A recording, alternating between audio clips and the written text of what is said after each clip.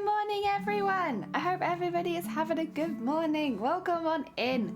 Let me change screen really quickly, although honestly it was actually, I don't know how many people were here at the time, but I actually got to see Zay shoot off before because normally Zay, because they are the firework duck, they go off before I ever see them, but I actually got to see them today. I've never seen them shoot off like that. That was pretty cool. Let's change to here. Hello. I hope everyone is doing well. The Anime, welcome on in. Hi, Anime. I hope you're doing good. Oh, and Atomic, welcome on in. Thank you so much for the lurk. I appreciate it. And Starry, good morning. I hope you're doing well. Good morning, everyone. Today, we've got a couple things I want to do. I want to make the pattern for the lower part of the arm, try that again and make sure that that's all working fine.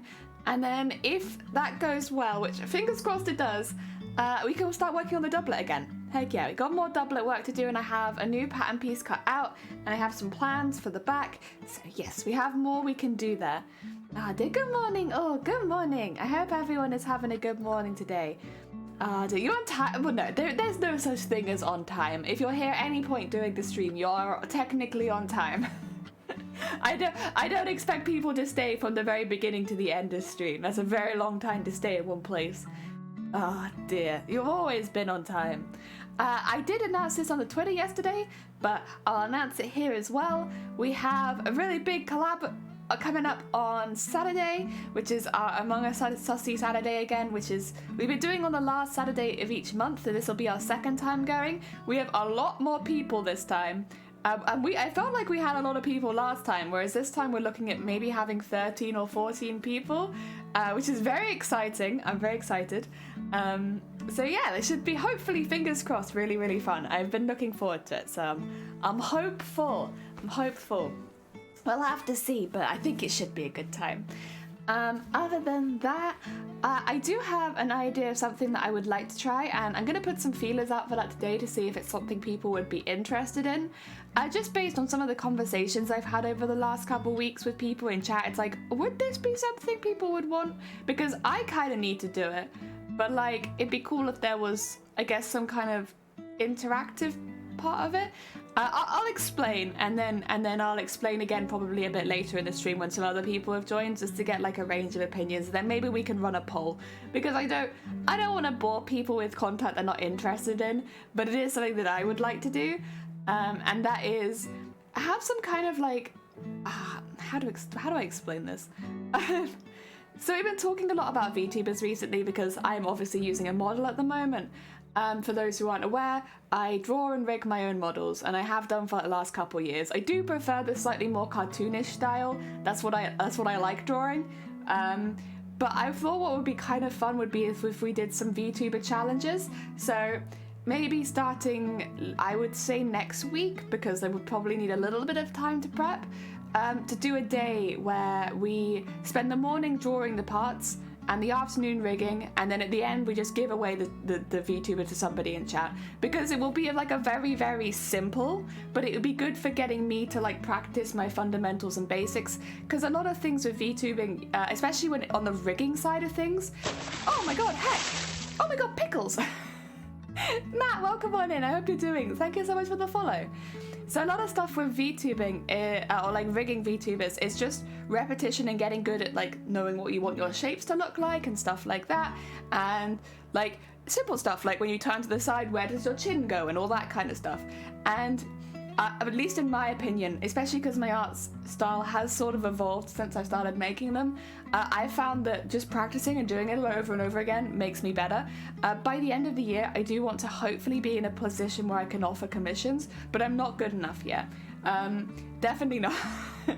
I need to be a little bit better before I can start offering commissions. So I figured what might be like a nice in-between would be I get my practice in, and we'll do some fun challenge streams, and some people in chat will get free models. You know, it'll be like a random giveaway at the end of the stream. They probably will be quite long streams, to be honest, because rigging and drawing models normally takes quite a long time, but we'll be doing it like a challenge, so it'll only be like a day. But I guess you get a free model at the end of it, but it would be a very rudimentary model. So, you know, it's something. but I want to put some feelers out and see what people think, because again, if it's not something that interests people, I can just make models myself and practice. Oh dear. Welcome on in, Matt. I hope you're doing well. Welcome. We will get to cosplay in a second. I got a fellow Jello. Jelly, welcome on in. I hope you're doing well. Oh dear, jellyfish game, let's go! Heck yeah! Listen, I don't want to, I don't know. It's probably not that obvious, but we are relatively large fans of jellyfish here. Welcome on in. I hope you're doing well. I've just been talking a little bit about some stuff that I'd maybe like to do next week. I again probably can't do it immediately because I will probably want to draw some bases. So just like a few bases, because VTubers, when you're drawing them, there's a lot of layers, right? It's a lot of layers, a lot of little layers. So having some like vague parameters to start with would probably make it a bit quicker, and hopefully it would make the final product a bit higher quality. Again, it will be a day model. What we're giving away will be day models, but it's something. It helps me build my portfolio, helps me get better at rigging and drawing, and I don't know, I feel like it'd be a win-win. And then we've had a lot of people coming into chat who were like, I would like a VTuber model, would you do commissions? And I was like, no. But I appreciate it whenever anyone asks. I really appreciate it. It's really kind of you that you would trust me with that, but I just don't think I'm good enough yet. So it would help me get some practice, so hopefully at some point I could open to VTuber modeling properly, yeah, as a commissioner. But I need more practice first. I'm just not there yet. Oh dear, I think it sounds fun. Heck yeah. Oh wait, why are you gonna say it? Come on, that's not a difficult one to say, right? You can say that.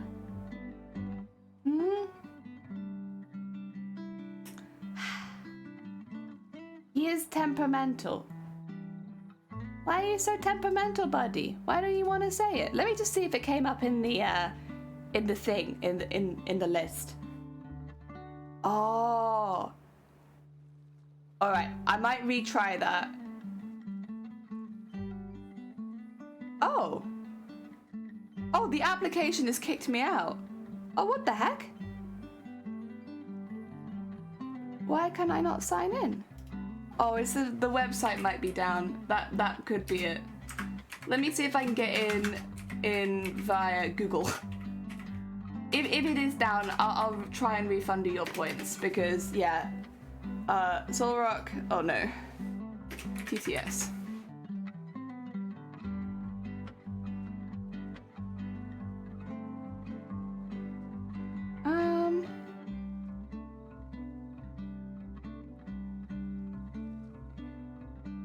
Yeah, okay, it's kicked me out. 2 seconds. I'll try and refund you that. I'm sorry, come on, Cello. Maybe think this is not fun. He got tired and he gave up, and I think that maybe the website is down for whatever websites go down for. 2 seconds. I'll pop in here so that nobody else accidentally redeems it, because obviously, like, yes. Turn that off for now. And then if I go back to here, I should be able to go into moderation and give you your points back. Let's see. Can I do it? How do I do it?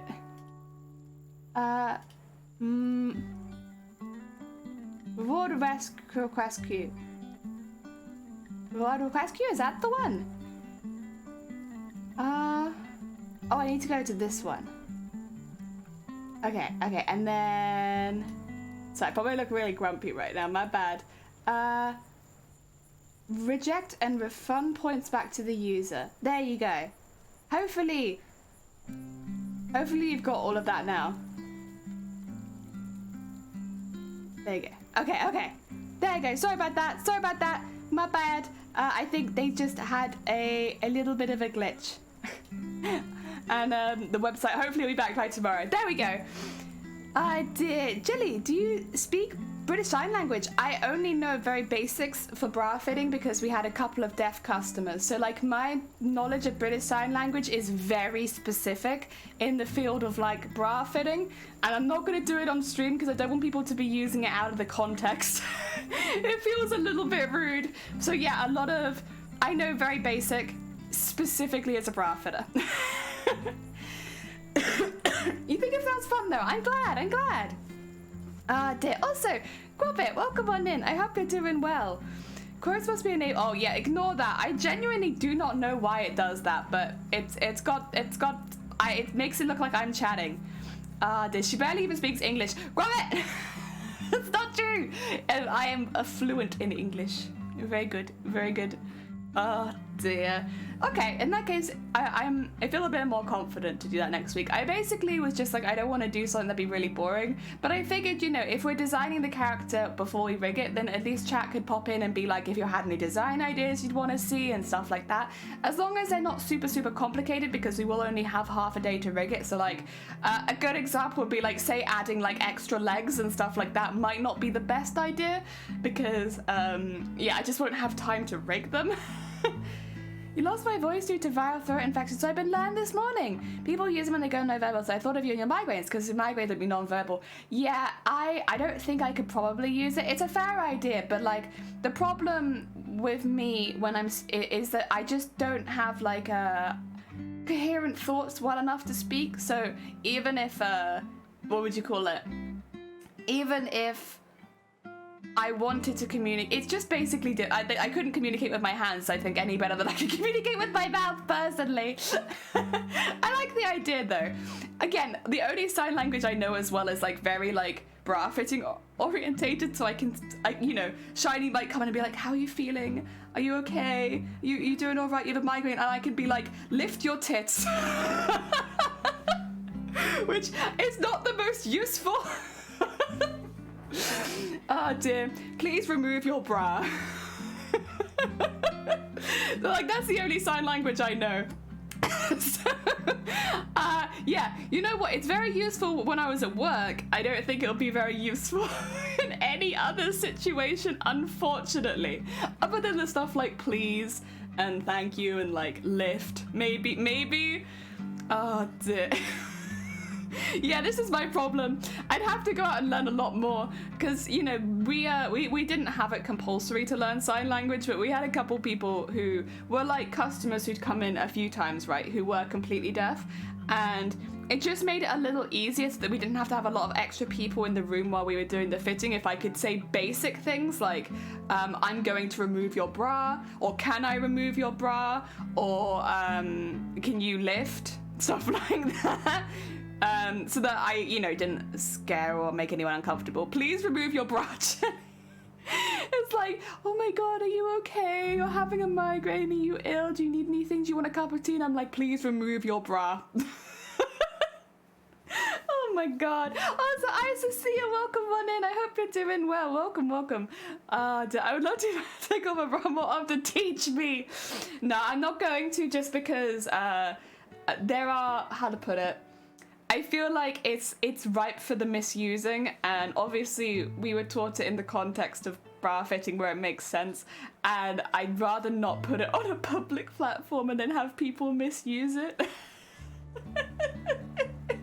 And like be going out in public like signaling to people like, remove bra, remove bra, remove bra. You know, I don't want that being tied to me. It's not my fault.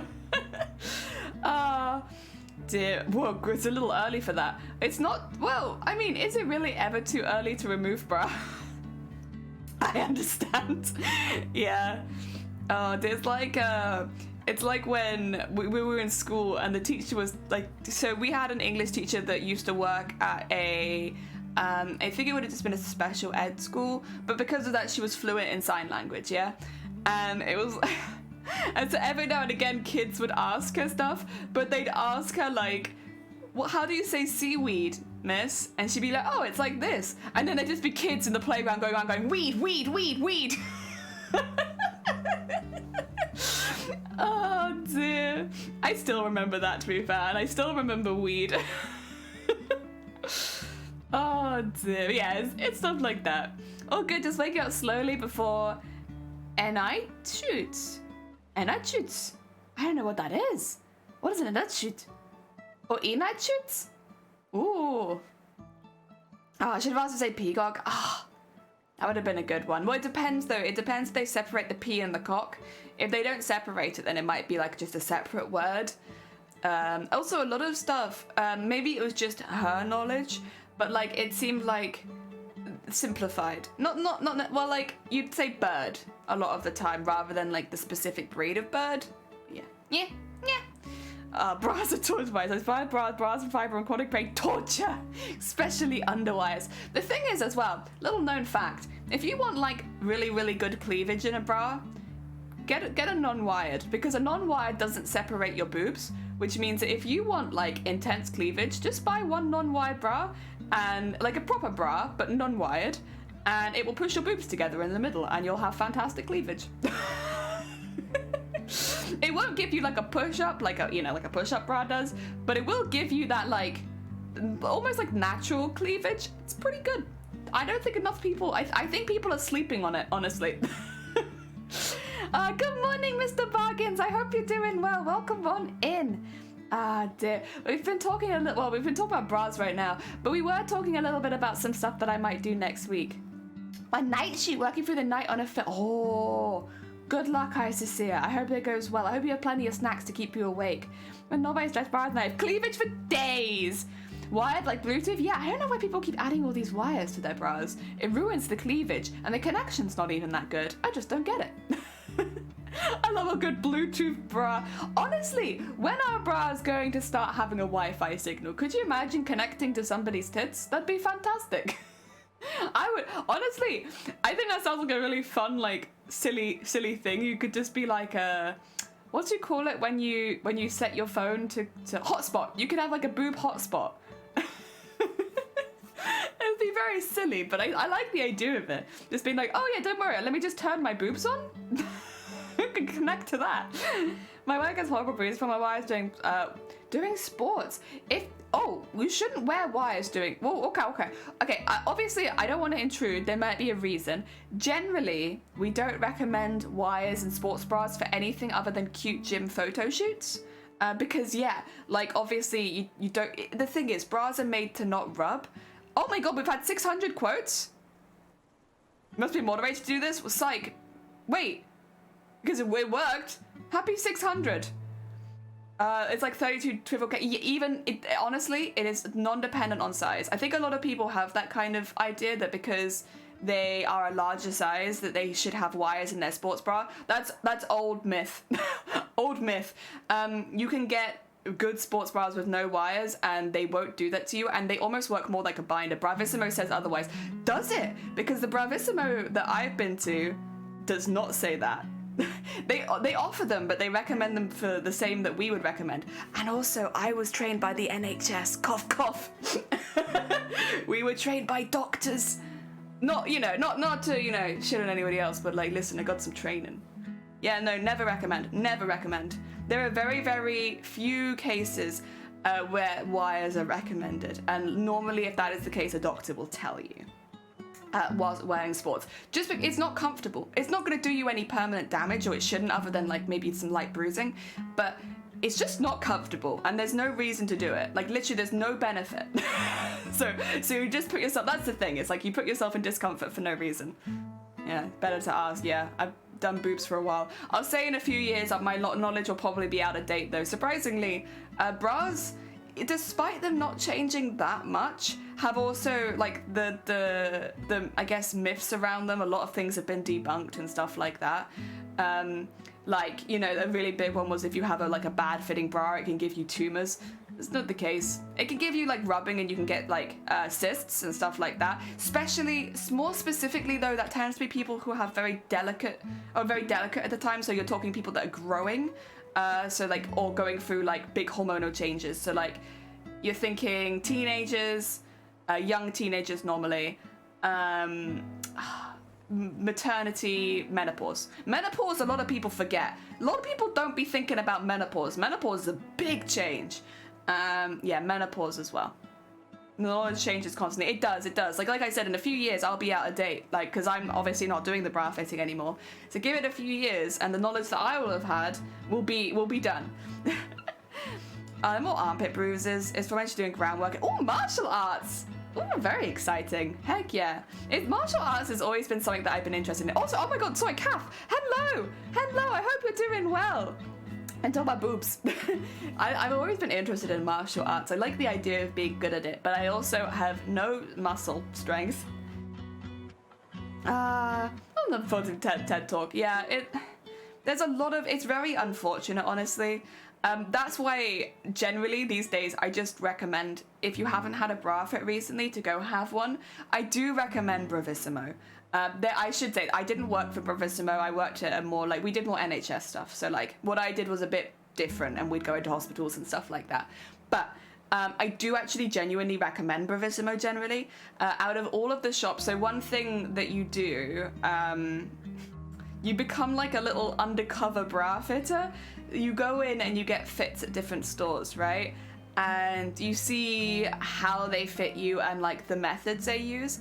And then you have a look at their bras and like the kind of fit, because one thing you have with, which we would do that other people wouldn't, because we were fitting for cancer patients a lot of the time, or people going through transitions, the likelihood that they would shop with you long term is like probably not.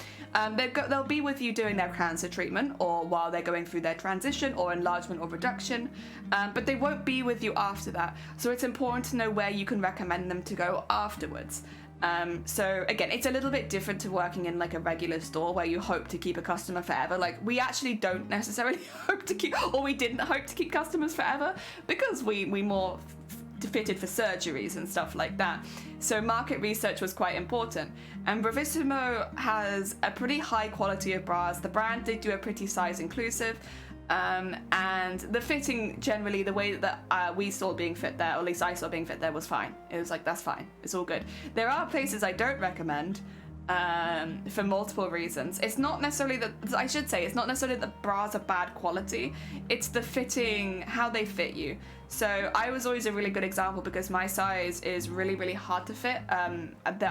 There was, Bravissimo does my size, and technically Bow Avenue does, but I don't fit the Bow Avenue size because it comes up a little smaller, which is also good to know, but it comes up a little small in the cups, so I don't fit there either. So the only place that I can actually get fit properly is Bravissimo and M&S online.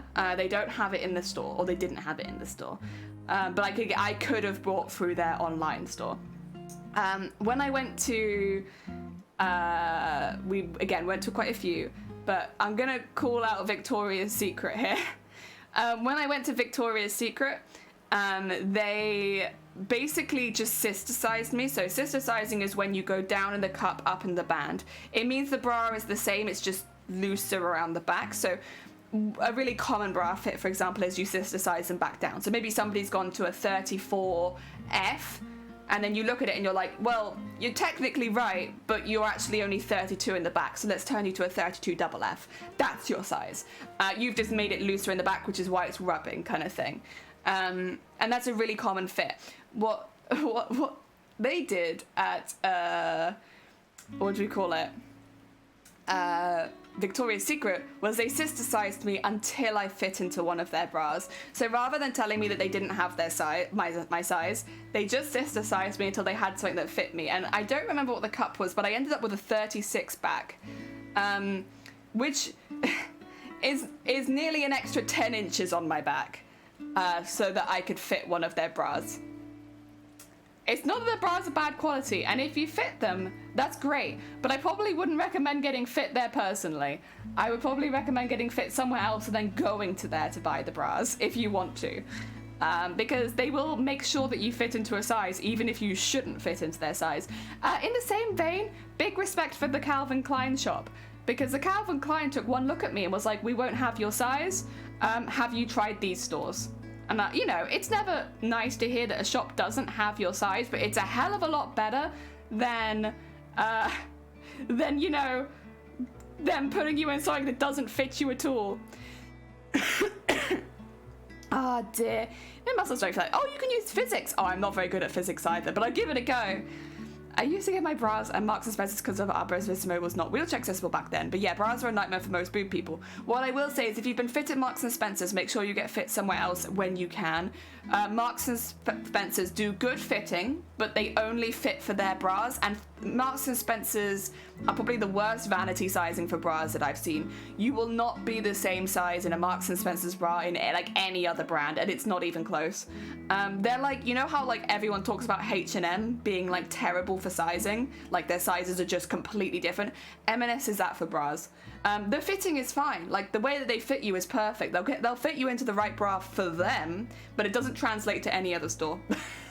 Like it is so different. That's why it's like I don't really have an issue with the way that they fit all of their bras. And it's nothing that anyone in the shop can fix, so there's like no real point in complaining about it. But I really wish that they size their bras more accurately, because this is not an exaggeration. They are normally 6 inches too big in every other brand. Like, it is off. And I don't know what they're measuring on. Oh dear. I fit 10 inches in my... Oi. Grab it. Grab it. You're just sneaking in the background, making some quotes like that. I swear to God. I learned how to measure for making bras. Doesn't help for fitting in a shop though. No.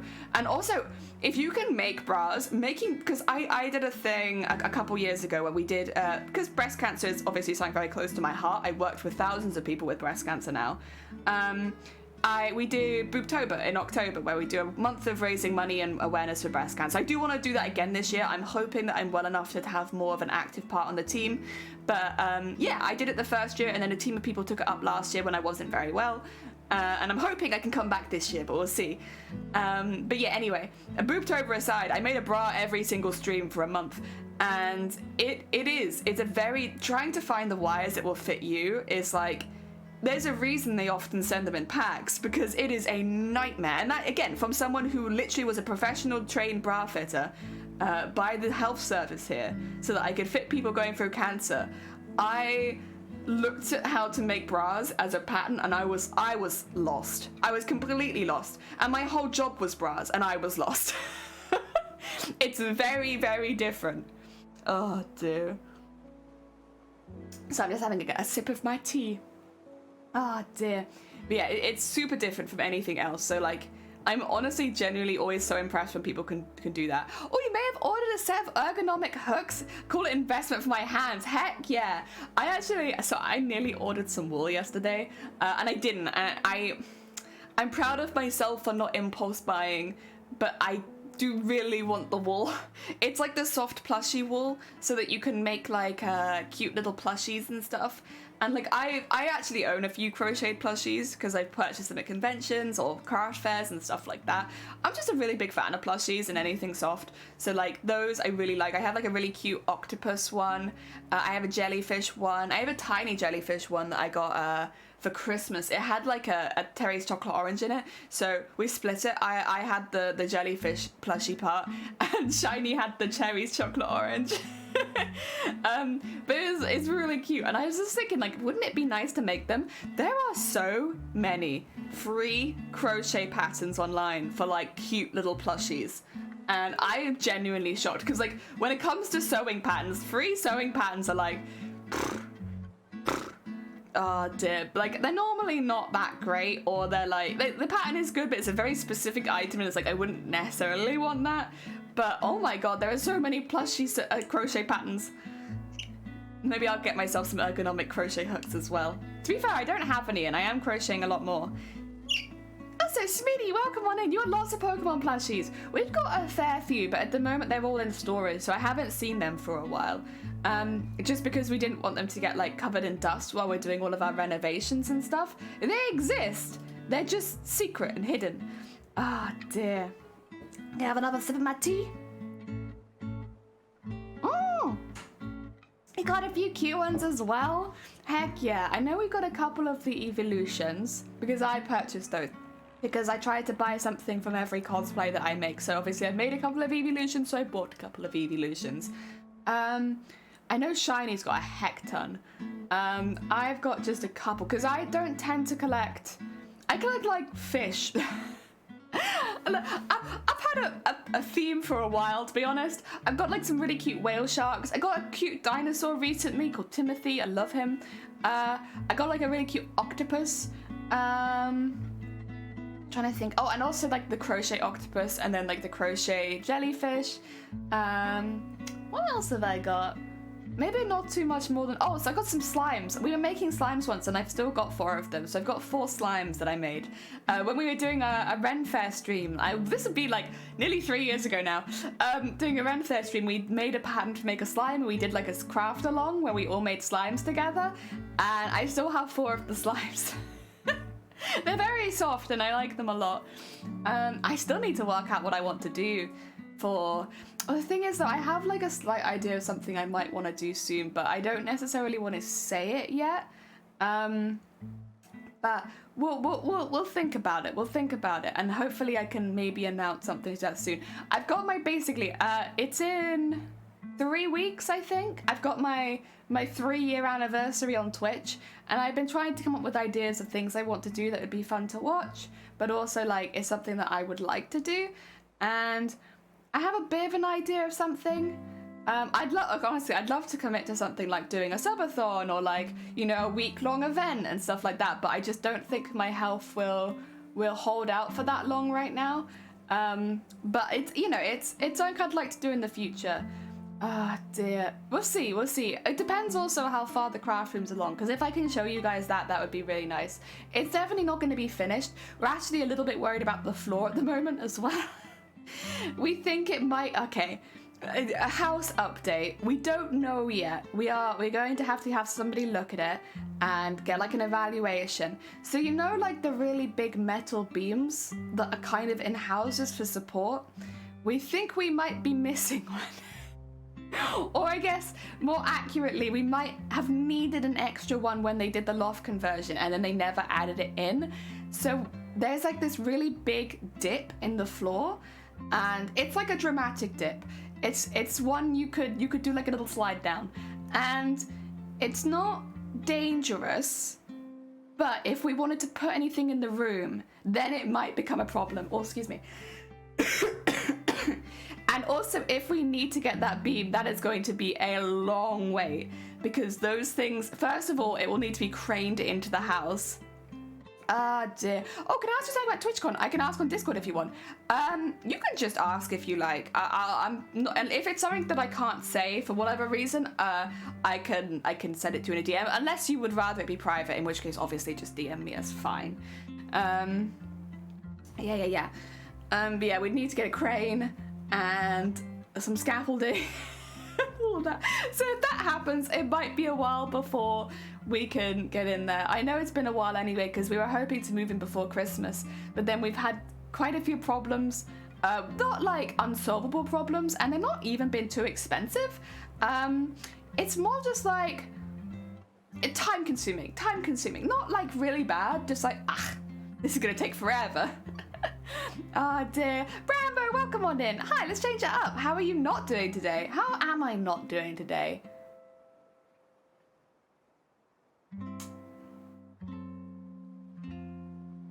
Well rested. I'm not well rested today. I'm pretty happy. I didn't sleep very well, and I'm not sure why. I kept like waking up and rolling around and being like, It was like one of those nights. I also had like a really weird dream where I was trapped in a labyrinth of cruise ship rooms, and there was like this ping pong kind of like, or like, is ping pong? No, not ping pong. Pinball kind of like weird thing with the rooms like moving around like depending on what happened with the pinball. And so like we'd be in one place and then someone would play pinball and I'd be in another place. And so it wasn't like a really bad dream, but I just don't feel very well rested. I spent too much time imagining myself in a cruise ship room pinballing around. I feel it on the sleeping part, yeah. It's like, you know, at least it wasn't nightmares or anything, but I did just wake up like, I have not maybe rested as well as I would have liked. How long do you think I should wait till I make my cosplay for TwitchCon? I couldn't say. I mean, you know, on my perspective, I'd kind of given up, because TwitchCon hasn't announced a cosplay contest. They've closed their call for content. If I would guess at this stage that they are not going to do a cosplay contest in Europe, I just really hope they explain why at some point. At this point, I just want to know why. Like, what happened that means that they're not going to do it. But personally, what I'm doing, and I think what Amazonia is doing, and I think what a few other people are doing, is if TwitchCon happens next year, fantastic. I will try and enter it unless they've changed the rules, which is why I've started it around now, because this will probably be at the end of the call for content next year if they do include it. If not, I will aim for a different cosplay competition, and I'll be honest, I might aim for a different cosplay competition anyway. I kind of do want to have a goal, and I think having the goal of crowns is one where I can be like, well, I can definitely enter it at least. Like, I know it's going to happen, so I don't have to worry about, well, can I enter it, can I not? I am really genuinely really sorry to everyone who I encouraged to enter TwitchCon. It's been weighing on me for like the last few weeks. I feel incredibly guilty. I'm so sorry to you, to everyone else. For those who aren't aware, who are a bit newer here, I was in the TwitchCon EU cosplay contest last year in July, and I had a really, really good time. I had an amazing experience. The communication was fantastic. I always knew what was expected of me, and like, as far as cosplay competitions, it's the best experience that I've ever had, hands down, easily. And after that, I promoted it quite a lot. I wasn't asked to, but because I'd had such a good time and because I knew we had a lot of cosplayers in the community, I've talked about it positively for like 6 months now, where I was like, yeah, well, go for it. Like, there's nothing to lose. Like, it's a really fantastic cosplay competition. If you get in, they pay for you to go, so you don't have to worry about the funds and all of that kind of stuff. And like, just talking about how accessible it was, how it was lovely to meet all of the other cosplayers, that we'd spent hard working, like all of that time working on our cosplays together. Like, it was just such a fantastic experience. And I have advertised it for like the last 6 months, and now this year they've not announced one. So a lot of people were inspired to start making it, maybe not just because of me, but like definitely in part because of me talking positively about it, because of me advertising it. And now that it's not happened, people have worked really hard, partially because of me, and they can't enter the thing that I've been hyping up for the last year, or last 6 months, I should say. So yeah, I am genuinely like incredibly sorry about that. It's been weighing on me since it didn't get announced with the call for content. I think at this point, I would be surprised if they announced a cosplay competition, because they've closed the call for content and they haven't opened anything else up. So I also privately emailed Twitch nearly a month ago now, and I, through their call for content question line, and I asked, and I remember reading it out on Twitch, where I asked very politely, just generally like, is there any information, is there anything you can give us about this? And they never responded. Now, I did see yesterday that Twitch has had a lot of layoffs and has cut off a lot of their staff, and there's clearly some stuff happening behind the scenes, so I don't blame anyone specifically for that anymore, because like obviously they've got stuff going on. But I do blame myself. I'm really sorry. I hyped up a competition when I didn't have any proof that it was going to happen, and now that it's not happened, people have worked really hard for something that might not happen. Yeah. Also, Yana and Cthulhu, I hope you're both doing really well. Sorry, you both kind of came in in the middle of that. I hope you're doing well. Welcome, welcome. Oh dear. Oh, how was that, Cthulhu? I hope that it was good. Lurking and working. Thank you so much for the lurk, Yanni. I appreciate it. Are Twitch not doing a cosplay competition this year? I would say probably not. They've not announced anything, and they've closed the call for content. They closed the call for content a couple days ago, and they haven't announced anything else that they're asking for. Also, at this point, if they did announce a cosplay competition, they'd only have like a month or something to get all the entries in. And for people that maybe would hear about it for the first time now, they just don't have the time to make a costume. So yeah, alrighty, thank you for your opinion. You're okay. It's not your fault they haven't done one this year. No, but it is partially my fault that people got excited to enter. Like, I can't control whether Twitch does a cosplay contest or not, but I could control advertising something that I wasn't 100% sure of. And so yeah, I am still very sorry. Don't blame yourself for this, you couldn't have predicted what would happen. Well, no, but I could have been more careful, for sure. This is the thing, it's like, it's not something that I did on purpose, but it is something that happened. Also, oh my god, Emmy, welcome on in. How was your stream? Sorry, you came in quite a heavy conversation. I hope you're doing well. How was your stream? Anyone who doesn't know, Emmy's a very talented cosplayer. They actually took part in a cosplay competition that was held on Twitch, not by Twitch, but on Twitch, a couple years ago. Very talented. Oh dear.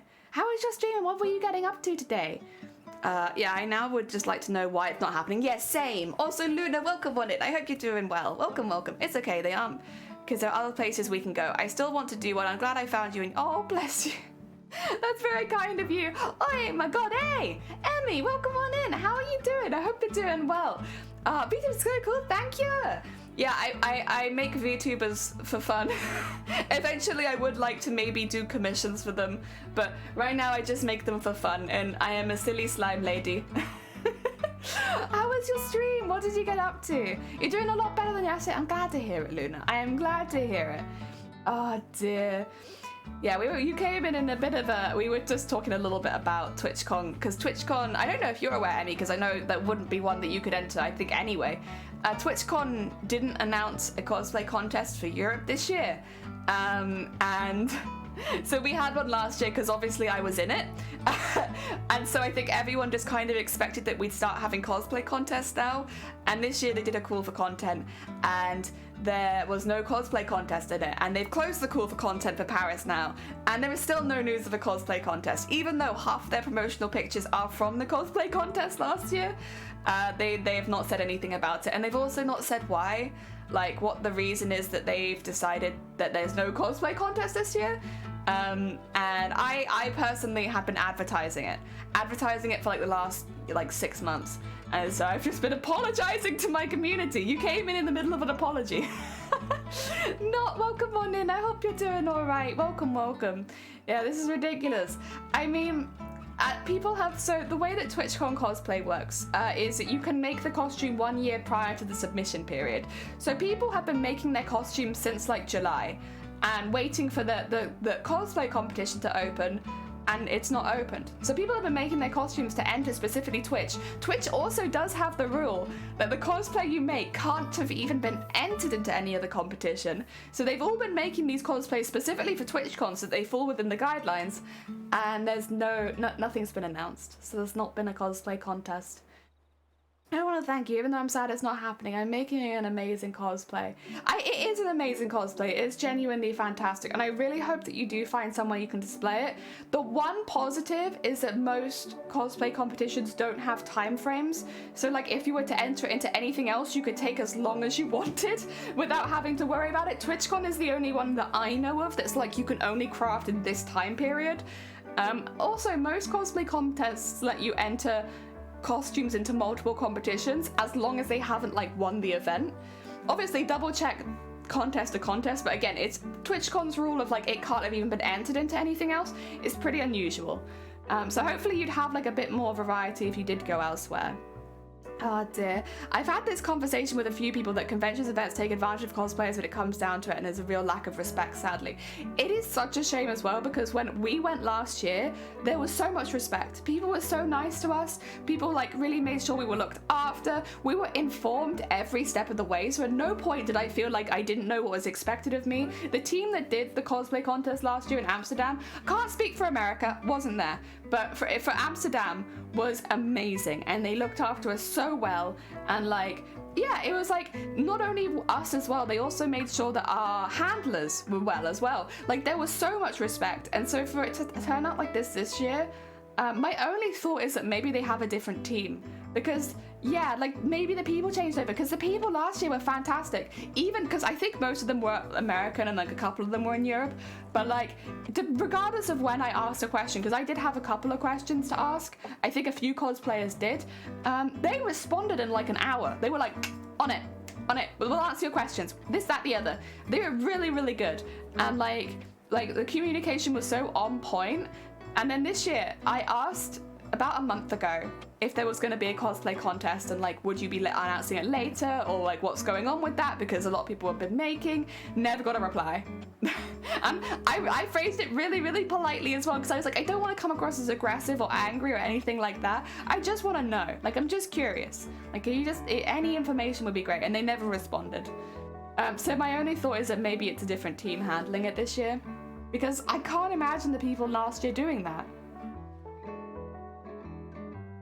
Ah dear. Anyway, as far as cosplay goes, we've actually started a new cosplay.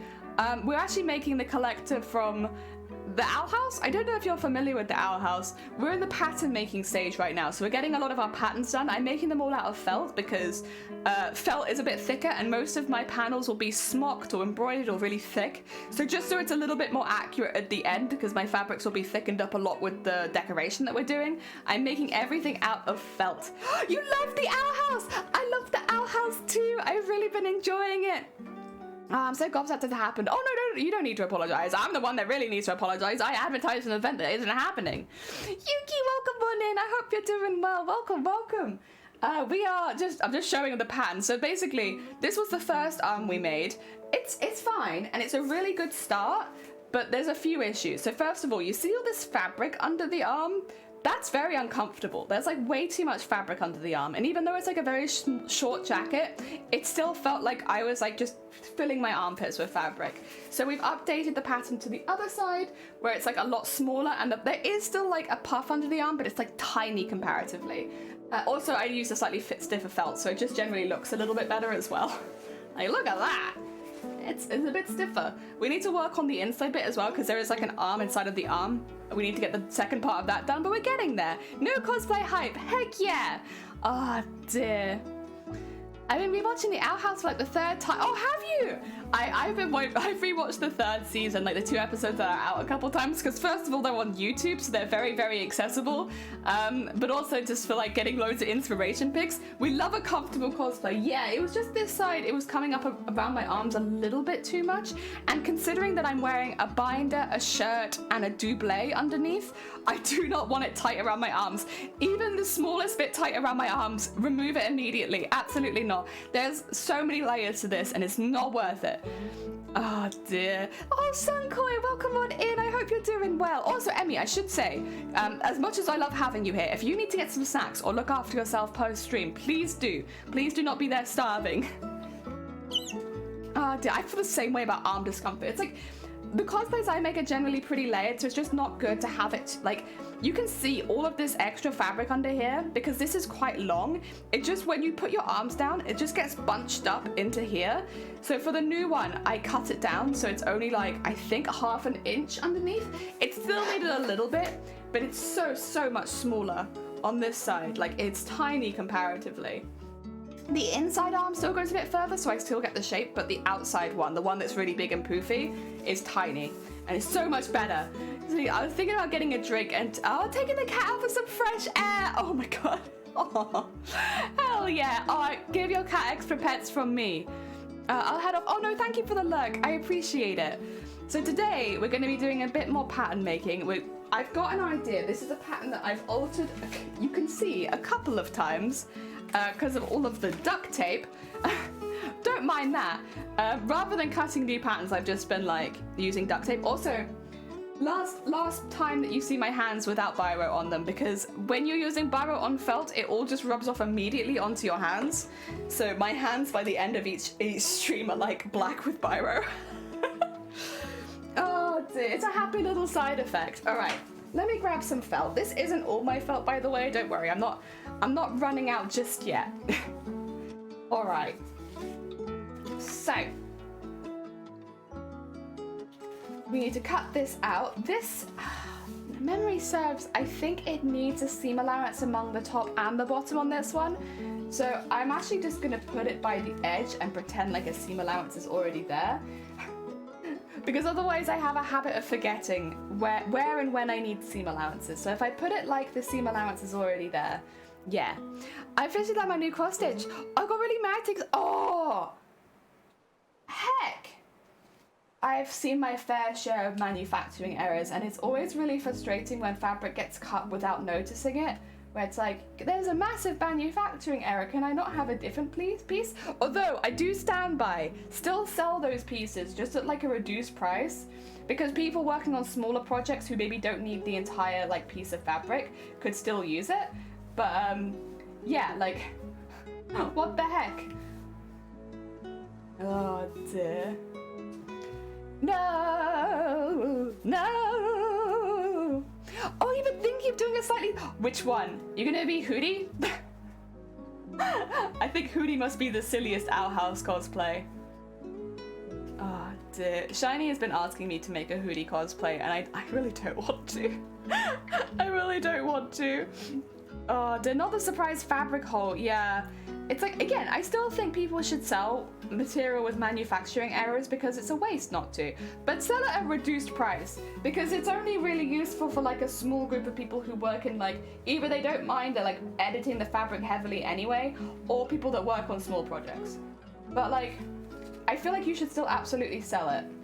So I just noticed that these are meant to be folded over, and they are not. Like, you shouldn't have to pay full price for that. Also that way, because you're notified in advance, so it's not like a nasty surprise when you're partway through your project, you know? There we go. Whoa. That one is meant to be like that. It's on the areas that I stitched. Oh, it's in the areas that you stitched over. I managed to repair it enough to use, but I'm going to try and get my money back. Honestly, fair. Fair. There we go. Not as silly as Hootie, no, fair enough. But Hunter, season 3 look. Oh. Hunter's whole story is it's so good. It's very heavy, but it's so good. Oh dear. Something fun about cosplay without getting too spoilery. Yeah. Oh, honestly though, you can probably go for it. I mean, we're literally making a character that doesn't even appear until the 2nd season, and you only really see in the flesh in the 3rd season. I feel like this whole it's all Our House spoilers from here on out. Oh dear, that might be a little bit too big of a seam allowance to be honest at this side, so I'm just going to make it a little smaller. Oh dear, I got the fabric off Amazon. It just sucks because it's weaved Ida. It's not exactly one where I can sew it closed. Yeah. Honestly, it's unusual, I feel like, to see that in Ida as well. I mean, I'm sure it happens, especially because they do sell a lot of like pre-cut pieces, but like, I feel like I don't hear about it so much in Ida. Normally pretty good. I guess just lulls you into a false sense of security that your fabric won't have any holes in it, because Ida never has any holes. Oh, I absolutely love the puppet versions of the characters. It's so cool. Like, I'd be honest, the color scheme is very up my alley. I love the more like purpley pinky orangey kind of look. I love that. So like, of course I love the character designs. I do genuinely really think the character designs are so cool for like all the puppets. Like, could you imagine as like a group cosplay if everyone cosplayed one of the puppets for the lineup? Like, it'd be great. Oh dear. I love Ida's look as well. Ida looks really cool too. And all the main cast of like young people. I like that their outfits change. You know what? I just kind of like that they wear different clothing. It's a small thing, but I like it. Oh dear. Have drafted a design for a little wolf t-shirt and it makes me cackle so much. No, that's great. That's a 10 out of 10. Oh dear. I'm actually hoping to help a friend of mine make a Hunter costume at some point because they'd also said that they kind of wanted to cosplay Hunter. What's really cursed is they want to cosplay Hunter, but they do a 10 out of 10 Hootie voice. Yes, the puppet designs. My favorites were the Ewa and human outfits. Yeah, the human outfits were also very cute. Ah dear. I do like their like Halloween looks though. I don't know. It's just kind of nice. I think I specifically just like seeing Amity and Luce in their Halloween outfits because the others are okay, but like it's mainly just them two. It's very cute. Oh dear, although Hunter's is also pretty 10 out of 10. Oh dear. Would you make a flapjack or no? Yay or nay on the flapjack edition, Sunkoi? Oh dear. Well, yeah, I want to make a porter hoodie, but I'm going to wait a little bit because I'm going to see how much time I have left because I think Porter Hoodie will come much later. Our house looks adorable. It is adorable. It's like it does get like a pretty intense story later on, but it starts off very episodic and chill. So if you're just looking for something to craft along to, it's perfect. And then there's cursed long Furbies. I want to make a Hootie version! Please do. Please do. Heck yeah. I feel like you can't have Haunted cosplay without Flapjack. Ah, oh, Flapjack!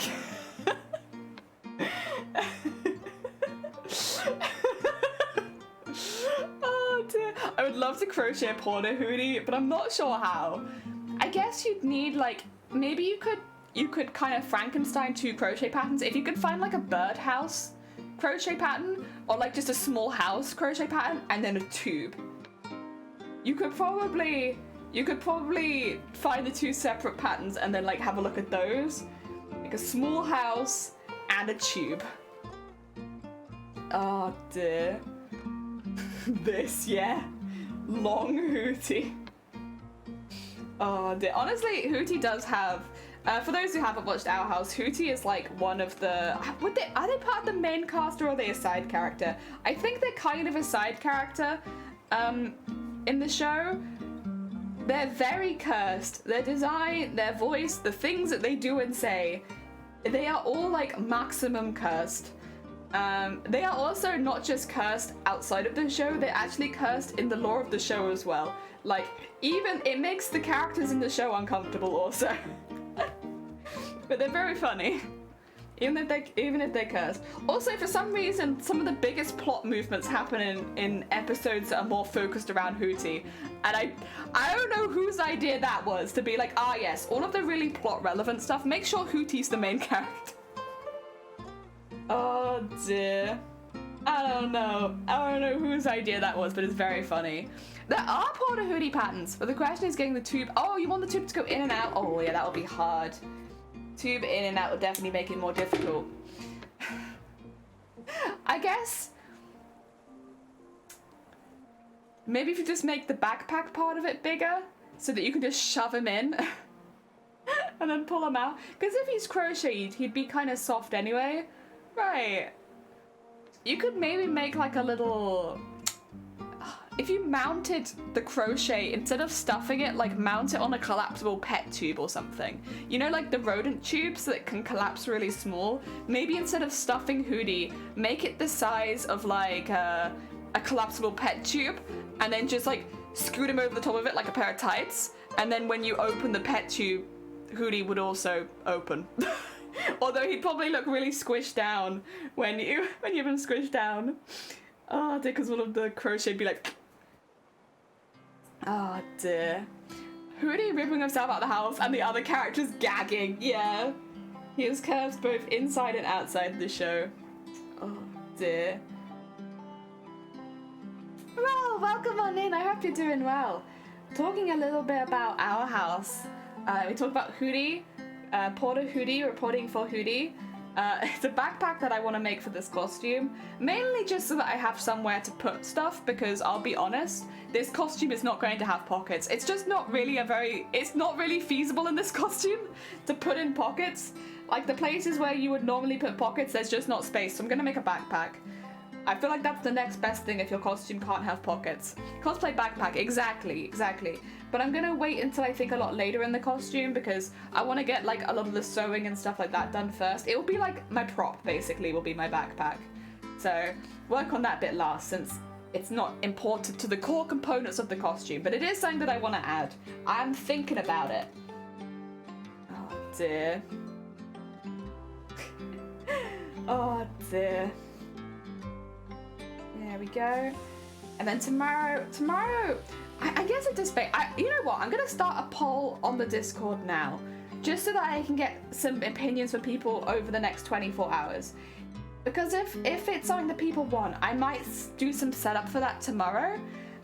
So basically, anyone who's entered since the beginning of stream that didn't hear, I have an idea of something that I'd like to do on stream, but I also don't want to do stuff that is just going to bore people, especially if they'd like rather see cosplay work and stuff like that, because I can also do it in my own time. So basically, I want to get to a stage with making my VTubers where I can take commissions, and I'm not there yet. Like, I'm getting there and my VTubers are getting better, but I am not at a good enough stage with my art and rigging where I can comfortably take commissions, right? So I want to practice and get better. And what I thought would be like kind of a fun idea, which would be like a bit more interactive with the chat, is if I draw up some bases for models, so like just like the bare bones, like where the arms and all of that kind of stuff go. If we did like some one-day challenges where we draw a model in the morning and rig it in the afternoon kind of thing. People can give an input on what they want to see. If they're like, oh, do this kind of ear or this kind of eye or this kind of mouth or make this color when we're drawing it, we can rig it and then I'll give it away at the end of the stream, whatever state that it's in. They won't be the highest quality models. They'll probably have like a fair range of movement and blink and mouth, but we're not looking at extra emotes or outfits or anything like that. It would be like a very bare bones model, but I would just be giving them away as practice. That is my thought, so that I can build a slightly bigger portfolio, I can get more comfortable with drawing and rigging. It's also just useful to know how long certain processes take when it comes to setting up my own pricing and stuff like that. And someone in chat will get a free VTuber each time. It wouldn't be that high quality, but you'd have one. And VTubers you can use in Discord calls and stuff like that as well, so you don't necessarily have to be a streamer to benefit from it, because like when I was having voice calls with Othly, Tiffin, Ha'amris and Sunkoi, I'd use a VTuber there because it's fun and silly. So I wouldn't say that you'd have to be a streamer to benefit from it. You can make a zipper in my hat. Oh my god, Yuki. Inspired. Could you imagine like me just like grabbing a Snickers bar out of my hat or something? I don't really feel like dinner, so I've ordered myself, you made yourself a big fruit bowl. That sounds delicious. A voting thing. Yeah, let me like put it in the Discord. I'll just put it in general chat. How do I do this? It's a poll, right? And I'll just run it for the next 24 hours. That way if people want to see it, I'll do it. And if not, I can do it off stream. Because this is the thing. If people don't want to see it on stream, that's fine. I could just do it off stream. Would people want weekly VTube rigging streams while I practice drawing and rigging VTubers? The idea would be draw it in the morning with chat input and then rig in the afternoon. At the end, give it away to someone in chat. They would be very bare bones, but it would help me practice. I can do this off stream though if people don't want it to cut into crafting sessions. Sorry, I've got a lot to write. And then I'll put yes, VTuber weekly, no crafting instead. Okay. Oh, what do you mean? Oh, it didn't let me do it. I typed all that and it did. Okay, you know what? Bugger you. I'm just gonna do it myself. Arsehole. God, what did I even write? Oh dear, now I have to rewrite it all over again. Oh dear. Okay, what did I say? Does anyone remember what I said? That's something great. Oh, thank you. I'm glad I thought people would hate it, because a lot of people really don't like the VTuber stuff, but it's like, you know, if people have an input, control Z it. Okay, that's a fair idea. Can I control Z it? No, bugger. Okay, I'll just write it again. I'll title it poll though. I'll put 24-hour poll. Would people like a weekly VTuber drawing and rigging stream? God, here we go again. The plan would be to draw the VTuber with chat input in the morning and then rig it in the afternoon. Oh, afternoon, 2 N's. It would be a very bare bones model.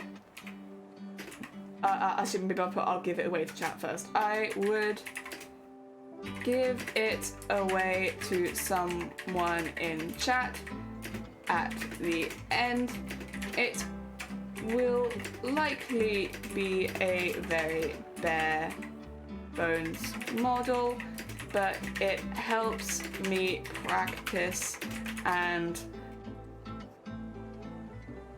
I can't remember what I said. What did I say? I practice and someone gets a free tuber.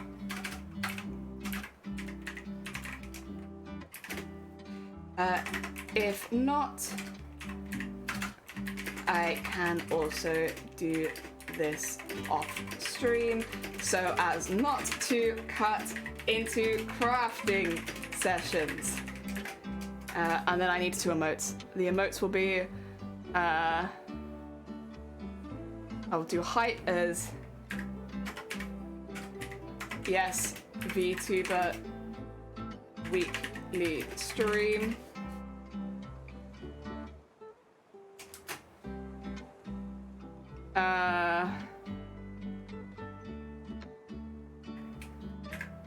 No, don't cut into cosplay crafting streams.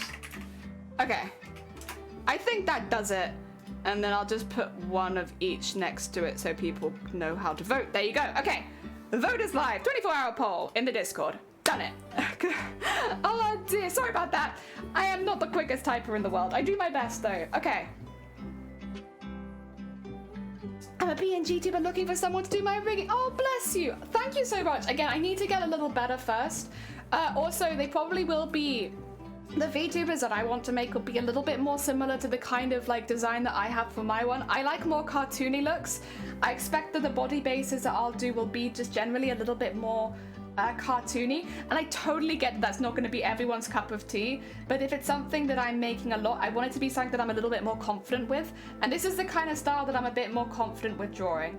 So fortunately though, it doesn't take quite as long, so there is that, which means it's less hours to pay. So positive, it's less detailed so it doesn't take as long. Negative, it is less detailed if that's something that you want, but yeah. But again, I just need a little bit more time to like really improve. So, yes. Oh dear. If you don't know the stream, it could be a secret Discord stream, so people want to watch, but it doesn't affect the Twitch numbers.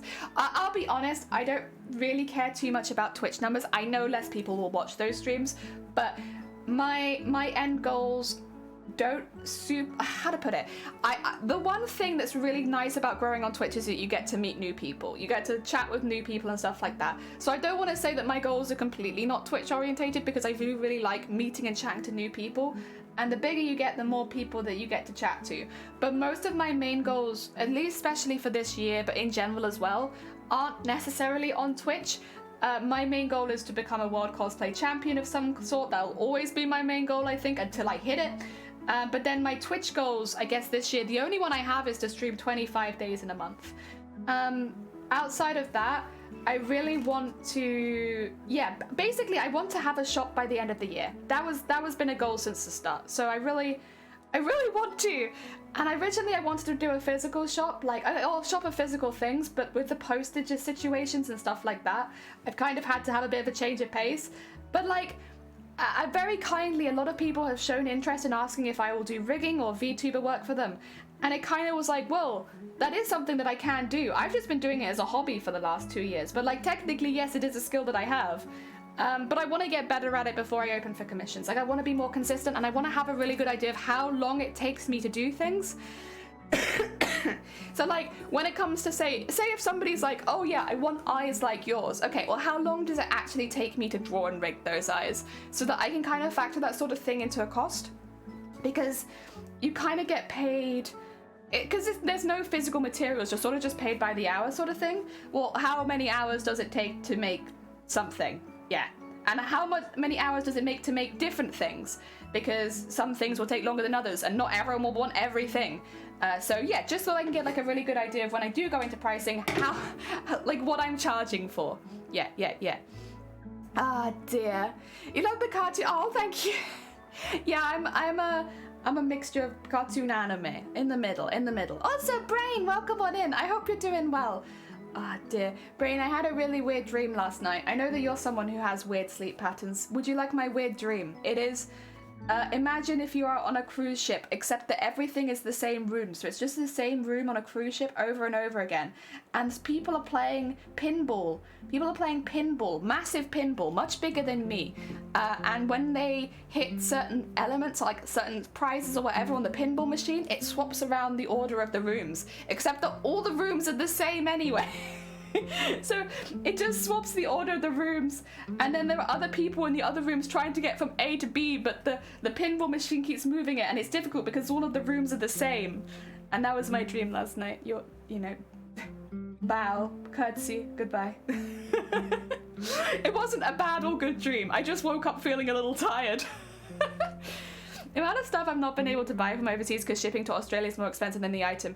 Yeah, we've had a few problems in the UK this year with postage. We had huge postage strikes, which I don't want to say that they weren't justified, like absolutely fair, like you need to be paid a good wage so that you can live. I don't want to act like that. And then the Royal Mail International got hacked, which means for a good period of time you had to like print out all of your own documents to send things abroad, and it was really difficult. And also my printer is really temperamental, which meant that some days I just couldn't do that, and so it's kind of put me off sending things physically because the last year it's just the post has been difficult. Again, I don't necessarily blame the posties and stuff like that, like that's not the case. It's just but I guess I kind of needed it. I needed to know that it was going to be difficult. Oh dear. Oh yeah, also yeah, we have a poll going on the Discord right now. Oh, thank you for the horn. Welcome on in, Say. And Lady B, welcome on in as well. I hope you're doing well. Welcome. So maybe you're dreaming of the coordination of fabric, stitching beads, etc. Ooh, it could be.Maybe it's a representation of me bouncing projects. That's true, because I did think of the VTuber thing yesterday. Like as far as like the stream, so I was probably thinking about that, like balancing my crafting streams with my VTubing streams, the gaming streams. I probably was thinking about that as I was going to bed last night. That might not be a bad call. Spook. Yeah, big loud noises. Spook. Unfortunately, we have, I should say as well, the jelly does normally talk, but the people that do the software for the jelly, I think their website's down right now, so I can't have the jelly talk today, just while the website's down. I'll try and get that, yeah. You're juggling a lot, yeah. I would say I'm happy about the things that I'm juggling, but obviously you only have so many days in the week. And I was saying this last week, there's a lot that I want to do, but I would need an extra day to do it all. And also I wouldn't be able to take a day off. Because, you know, I had like 8 things I wanted to do last week on stream and only 6 streams. So we had to cut out a couple things. So yeah, but like that's not a bad thing. To have more that you want to do than you have time to do is not a bad thing when it comes to streaming, I don't think. But obviously like every time you do something you have to cut something else out. So yeah, the poem is the option indifferent. Oh, okay. Shoot, would you like me to add an indifferent in? I can do that. I can add indifferent. I'll put like a... oh wait, no, that's me reacting to my own poll. There you go, I'll put... you can have this one, say.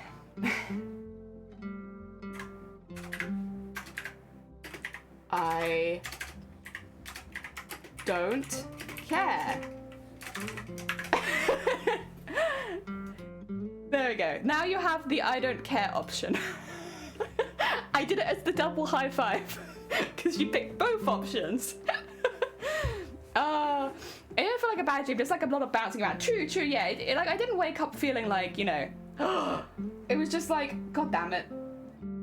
And like every time you like, because the thing is all the rooms were lined up, so like, you know, in a train you can kind of see down the carriages. It was kind of like that. So like you'd see people and be like, oh, they're over there, and then someone would play goddamn pinball and I'd be nowhere near them again. And like, god damn it, I nearly found them, and then they moved again. But positive, there's food in this room now, or something like that. There goes A.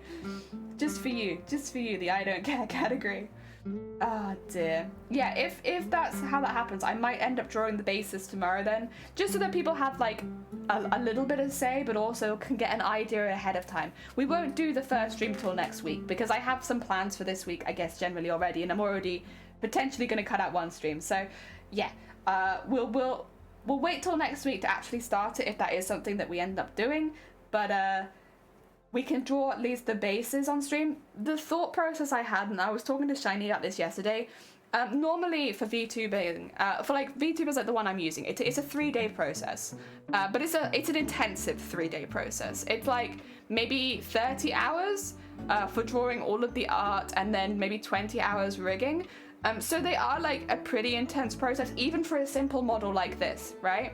So cutting that down to 1 day, first of all, it's kind of like, in my mind, the process of like, you know, life drawing. So in life drawing, you know, you do have sessions where you have like, you know, 5 or 6 hours for one drawing, maybe longer. Maybe it's a 2-dayer kind of thing. So you do have sessions where you can spend a really long time on one drawing. But one thing they do a lot when they're trying to like increase your skills, you have 5 minutes. 5 minutes, draw that person in 5 minutes. And like what you'll find over time is that you'll probably see the biggest improvement in those drawings, and then those drawings will have a knock-on effect on your longer drawings. And so I'm gonna apply that same principle to VTubing. Like, yes, normally I would not do a whole VTuber in a day, but forcing that time constraint on it means that it kind of forces you to improve quickly. Also, what are you making at the moment? I am making this small puff sleeve. So as you can see, we've already got one arm done. Oh my god, that's loud. Why did you get so squeaky? I'll fix you. But yeah, this arm only has the top part of the shoulder right now, so we're just making the bit underneath it so that yeah, we have like the rest of the arm. I'm not going to bother with this bit at the bottom because it's basically just a rectangle and it's not very exciting, but I want to get the bit underneath done. Yes. The full body one, I was looking at the prices from Someone Turns, was 900 for the base expressions in a wave. Yeah, that's pretty common, because the thing is as well, like if you imagine, so let's price my VTuber really quickly, because I can say that my VTuber for the art and the rigging took about 30 hours. Technically I did go back and add some things as well, so we'll say that's a 30-hour process for like the simple VTuber, which had, I think it would have had 4 expressions, I would say at the time, because I'm not going to count a woo as an expression because it's just big eyes big and it doesn't take that long, but I would say that it had the 4 expressions, right? 30 hours, simple model, 4 expressions for art and rigging, but again, you do have to bear in mind my model is very simple. Say that I'm being paid it's like a base specialist price, so 15 quid an hour, which is not a very good wage, I should say. That's not a very good wage, but that's probably like the starting price for that kind of thing, because I don't have a huge portfolio yet. So 15 quid an hour for 30 hours work. So that comes to 450 quid just for this, for a very simple model. And my model, because it doesn't have like proper hair, and so you have to bear in mind, like normally hair takes a really long time to draw, especially long hair. But my model is a slime, so a lot of the features are a lot simpler and do not take as long. So honestly, if I was doing like a proper drawing, normally the drawing would take the same length of time as the rigging at least, probably. And then also rigging more intensive hair takes longer. So based on my model, it'd be 450 quid for this kind of simple model. But like if you are having proper hair physics, all that kind of stuff, and then also having to draw those layers, maybe put it up to like 600 quid. And that is, again, for someone who has like basically very little portfolio. Like I only have a few pieces of work to show, so I am being paid like the minimum that you would be paid as a rigger and artist, in my mind, which is about 15 quid an hour, because it's only just above minimum wage. Yeah. Dear.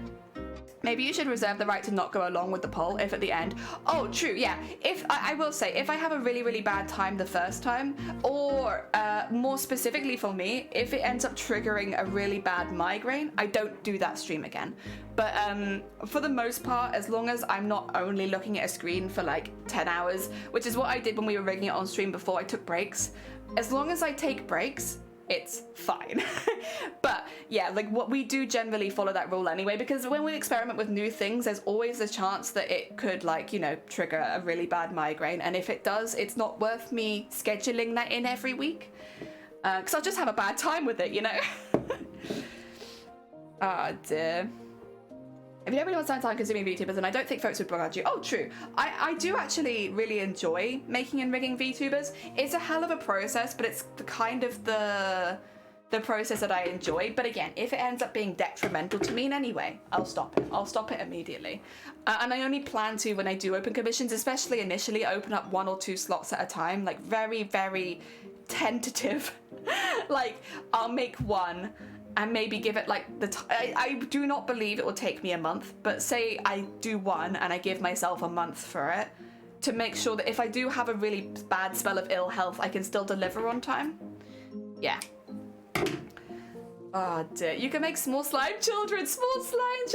Well, again, I'm gonna build some bases, so there's always a chance that we could do another slime character, but I like the idea of having some chat inspiration, so like, especially since I'll be giving it away at the end of the stream to someone in chat, like if people came in and they were like, I want to see you add glowing eyes, okay, sure. I want to see red hair, okay, sure. You know, stuff like that. As long as it's not stuff that's really difficult. Like, I won't necessarily be adding like wings or extra legs or limbs to these characters. I'd be happy to remove them, but not really add extra, just because it's a lot of extra rigging if you add like extra legs or wings and stuff like that. But like, especially when it comes to colors and like clothing choices and stuff like that, yeah, I'd love to hear from chat. Oh dear. I will say I have a soft spot for skirts and floaty clothing because you can add physics to them and I like that. But, you know, that's just my preference. You don't have to do it. If you want tight clothing, you can have tight clothing. Oh dear. I mean, you should always reserve... Exactly, you always reserve the right. It's a streamer, you always reserve the right. Because of lack of confidence, I was charging £10 per hour, and then I discovered, like, yeah, this is the thing. So that's why I say £15 an hour is, like, the minimum. As someone with no portfolio and no prior clientele, 15 is a good start for me per hour. But, like, if you're someone who has experience, a large portfolio and stuff like that, no, you should definitely not be charging 15 quid an hour. That's so underpaid. Yeah, it's like, you... Especially because I'm very beginner to this, it's something that I'll probably end up going up as I do more as well. Like, say I've done 10 models and they've gone down very well. At that point, maybe I would increase my prices. The way I see it is similar to tattooing and stuff like that. So like when you join as a tattoo apprentice, you do simpler stuff and you charge less. As you get better, you start charging more. And then when you're at a stage where maybe, you know, you're not an apprentice anymore, you charge regular rates. If then you become in high demand because people really like your art style, you end up upping the price more because you have so many people asking you. That's the way that I'm logicking it in my head. Is, yeah, I'm gonna start out at apprentice rates, which is about 15 quid an hour, because that effectively is what I am. Once I get a bit better with it, then yeah, it probably will up. I won't necessarily charge prior clientele more because, like, you know, especially if they want upgrades to the model they already have. It'd only be if they wanted a completely new model. But yeah, stuff like that. Definitely undercharge. I think a lot of people do undercharge. And I think it doesn't help that you get a lot of people online when they hear the prices. Like when they hear 900 quid for a VTuber, they're like, what? Whoa, that's so expensive. And it's like, yeah, but this is like hours, so much work. It's so much work. Oh, come on. So like, you know, you're not paying 900 quid for a VTuber, you're paying 900 quid for like, you know, 50 hours of work from a professional. You know, it's I think sometimes art isn't seen in that way. Thankfully, more people are talking about it, and I think it is getting better. I think, like in my community, I haven't had anyone be funny about that sort of thing.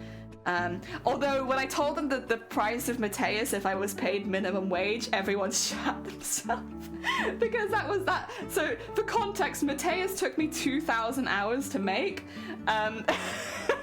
So even if I take minimum wage, which is 10 quid in this country, it's £20,000 for that costume, based on the amount of hours that it would take to make. Which, honestly, again, like, if you don't realize how long those kind of costumes take, that might seem very intense. And also, Mateus is not one that I ever plan to sell. But, like, yeah. I charge a base fee of 20, depending on the hours it would take, the price goes up. But yeah, base price is also a good one to have. Ah dear. I think I probably won't have a base price for the VTuber as much as, like, as once I know the hours, that will be the base price. But, like, I would have base prices for extra expressions and emotes and stuff like that, for sure. For add-ons, yeah. Under the third change, I start losing money time to change things at that stage, so I'll be working on it. I charge per change after that. Yeah, that, you know what? That seems actually like a really good pricing convention. That's very smart. I had someone ask for 2 A4 size cross stitches. They were shocked when I told them the price. I mean, it's going to take me 2 months to complete. Oh dear. And that was when I was still a tenner. Yeah. That's just how it's sold. If you say VTuber 900 sounds a lot. If you say on the other hand VTuber 200 hours, it suddenly sounds really cheap. Yeah, exactly. I think as well, you don't need, I don't want it to come across as like you need a really expensive VTuber. Like, PNG tubers are fantastic, and they are a fantastic way to start. And what I don't want is for it to sound like it's a really inachievable thing. What a lot of people do, and I said this yesterday, I'll say it again, I'll probably say it again next week as well. They start with a PNG tuber, which is a lot cheaper to commission because it's just 2 pieces, 2 artworks that's flip between, and then they'll have like a goal, maybe like a sub goal or a bit goal to help them raise money towards getting like a fully rigged VTuber. That's really normal. Like, just because you maybe see more clips of fully rigged VTubers doesn't mean that like that is the normal to start with, unless you have a very well-paying job or you have a lot of money saved. The majority of people start with a PNG tuber and then they work their way up. That's normal. That's a really normal thing. Because your community, once you start building a community, will want to help you raise money towards the VTuber. So yeah, you know, it's really normal to start as like just a PNG. Oh dear. Someone at high school once asked if I could crochet a cardigan for them, and I had to tell them the materials are low. But this is the thing as well, like, nice wool, expensive. Very expensive. And then 100 hours work, yeah.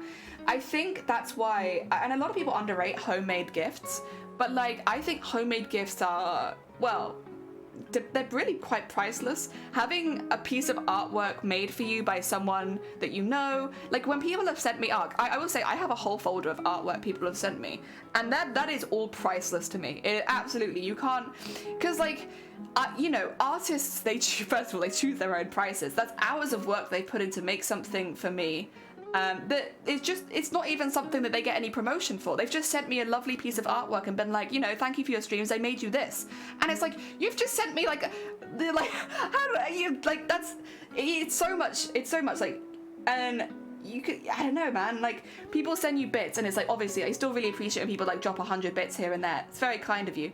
But when people send you just like a fully made piece of artwork, it's like, what? Heckin' priceless. Heckin' priceless. And like when you give family or friends, I was really like, I think a lot of it has to come with like how you feel about your own skills though.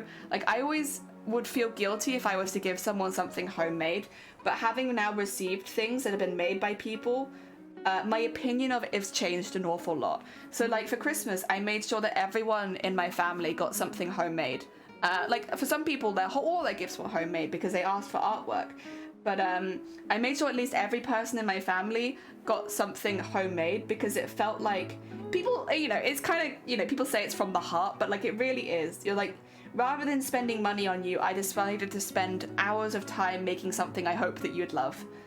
And like, yeah, I don't know, I just think it's a very sentimental gift.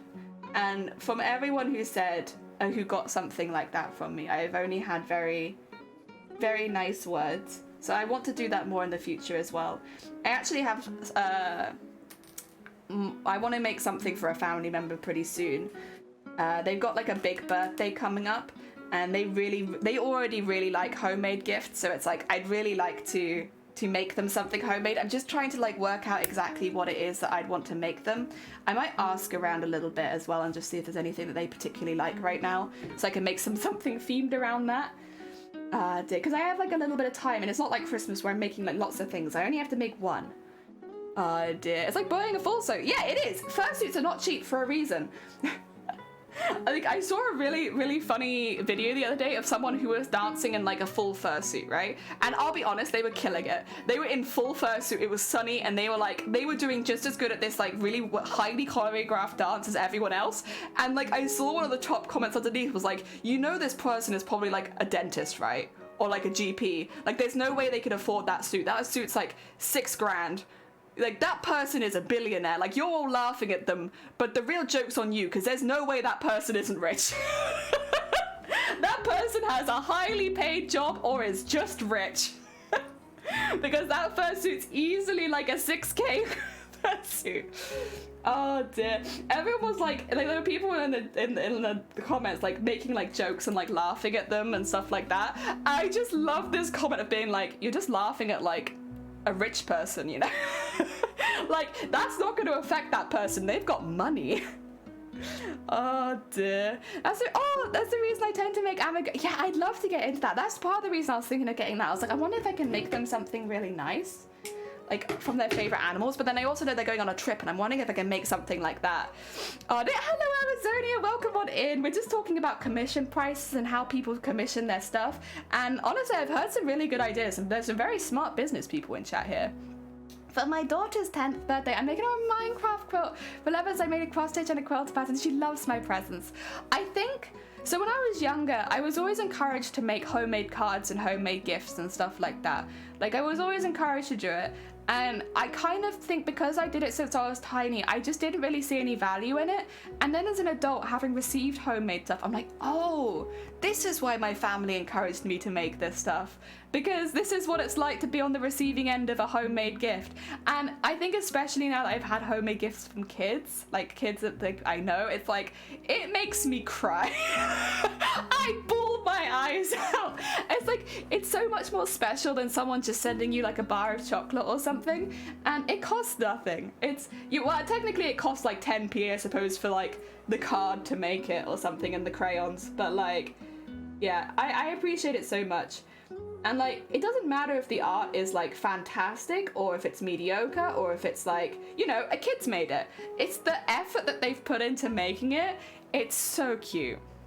Oh, making fun of fairies is jobless behavior. It absolutely is.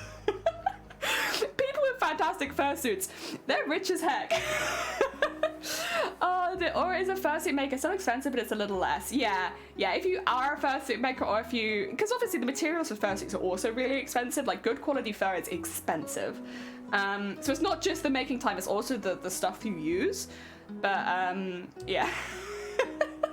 I upped my minimum spend, good. Honestly, you're the world champion. When I tell you the customers that are paying more money are way nicer and less demanding than cheap customers. Oh, for sure. I used to go to a game store and one of the common visitors was someone who makes accessories for fursuits, and I was watching him make exchangeable colourful tongues, and it amused me greatly to watch him work. Heck yeah, oh, that sounds really fun. I wish I could do that with just my human body, with my flesh body. Exchange it for a more colourful tongue. Like I have a small army of whales when I learned crochet. I give them to my friends, especially since a lot of them are moving away. Oh, that's such a lovely gift as well. Something homemade when someone's moving away. That's really sweet. I'm sure they really appreciate it. But yeah, I used to think that homemade gifts were like a cop-out and just something that you did because you were cheap or something like that. And as an adult, I have realized that that is not the case at all. Homemade gifts are something that people give you when they really care. And you end up with something that, first of all, is probably way more expensive per hours. Like, I know what I'm going to ask for my birthday, because I have a very, very talented artist sister.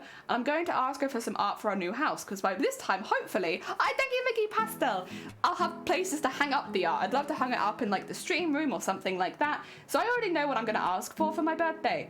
But that is probably, because she's a very talented artist, I am probably asking for the most expensive gift, because if someone was to commission her, it would easily be hundreds of quid, and I'm like, can I for my birthday have a piece of art? Like, no way will I technically get any more expensive gifts than what I'm asking for her, because it costs, even if it's just like a couple of hours that it takes for her to make the art, she is a very good established artist. It would cost a lot to commission her normally.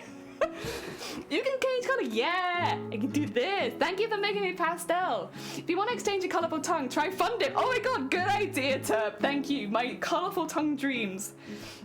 Ah, dear.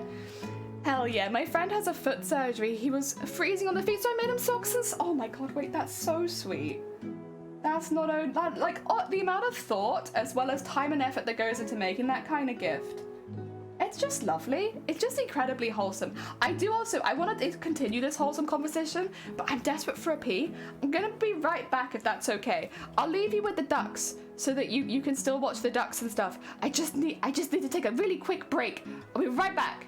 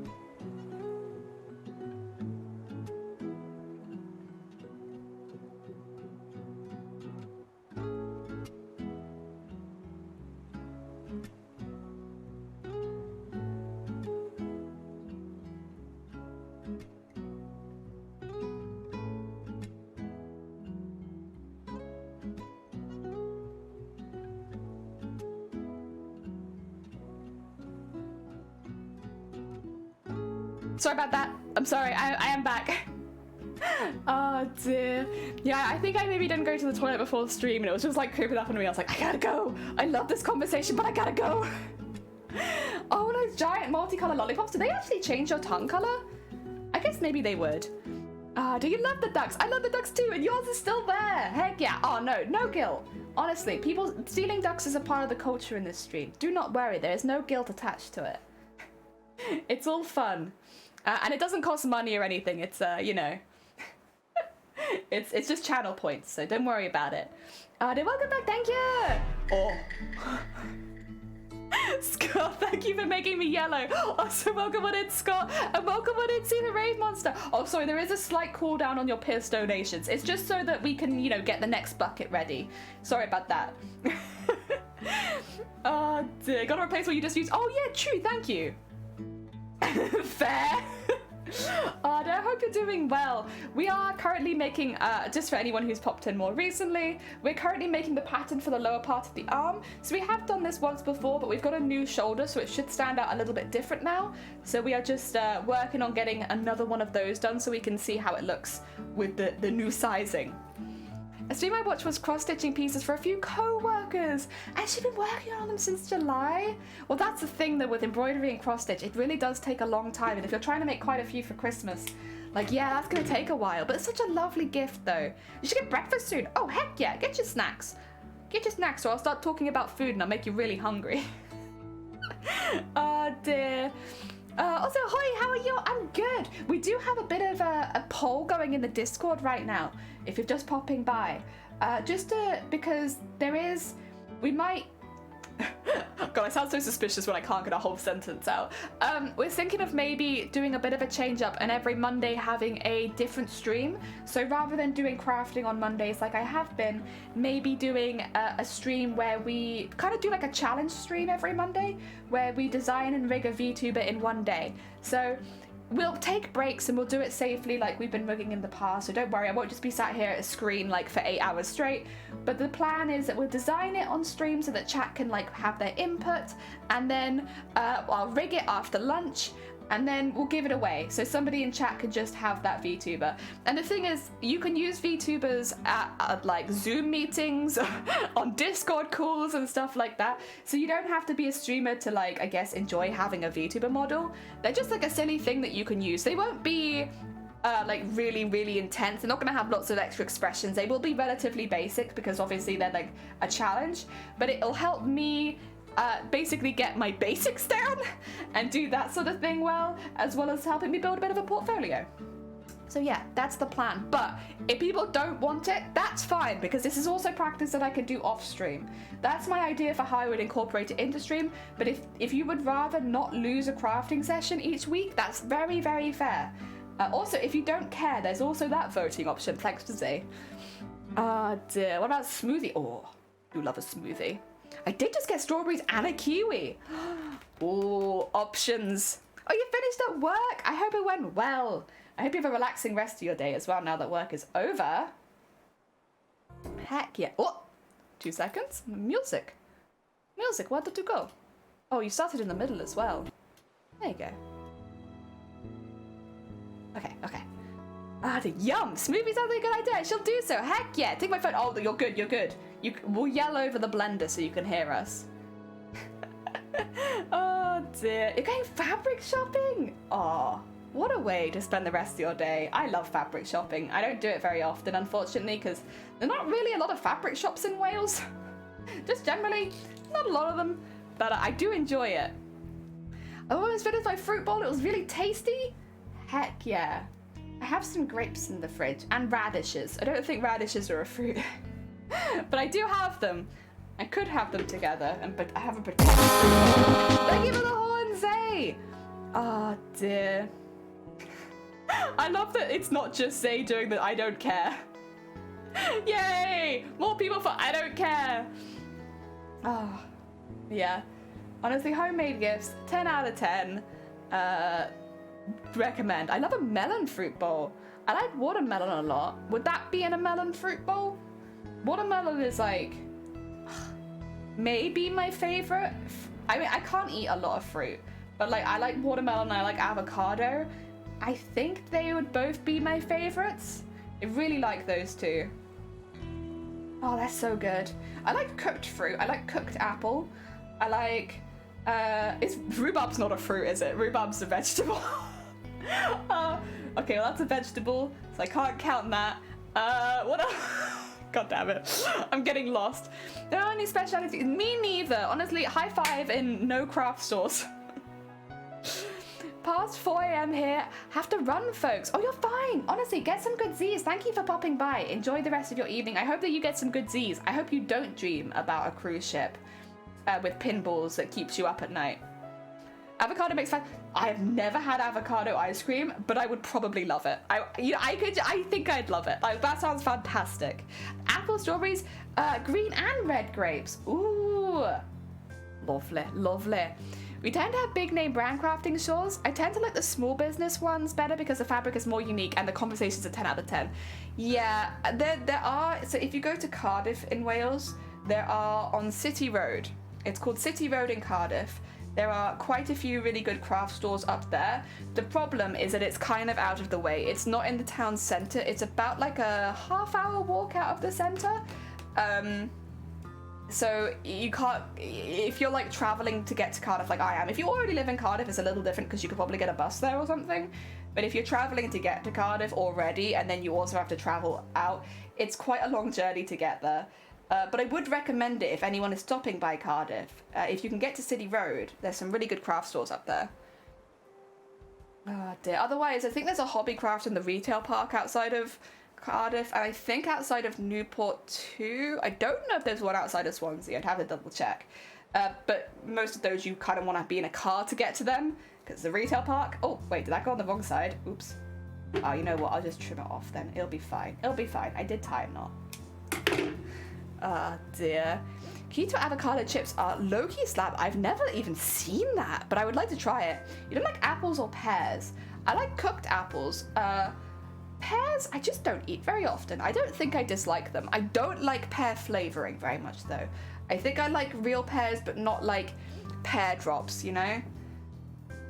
Our main craft chain in Oz is Spotlight, but they don't have a large range of yarn. So if I make ice... Okay, so you make a speciality yarn you have to buy online.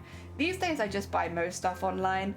I like Minerva because they have a membership card, which basically means you get... You pay for it initially, but because of the amount of fabric I buy, it normally pays itself off in like one order. And then it's 10% off everything, and then during some events you'll get 20% off everything. So it's like... It's much easier to save money like that, especially since I don't buy particularly expensive fabrics, so that's pretty good. I like Plush Crafts for more plushy style fabrics. They're great for that. Lovecraft is good. They got like a lot more wool and stuff as well. So I have a few. Oh dear. I love peas. See, I really like the taste of peas, but I really don't like chasing them around my plate. Because like trying to get them on a fork or spoon is difficult. So like the taste of them is good, but eating them is a pain. Oh dear. It's a shame because I actually really do like the taste of peas. I like peas in a pod. Like peas before they've been depodded. You eat them raw. Those are good. I like those a lot. Oh dear. I've got quite a bit of yarn. Oh, you have from Lovecraft. I got quite a few patterns from Lovecraft. Oh dear. Hell yeah. I put them on top of mashed potatoes. True, that would be the strat there. Get something that they stick to, because otherwise they're a pain. It's just moving constantly. Go. I think I'm gonna drink some tea quickly as well. What?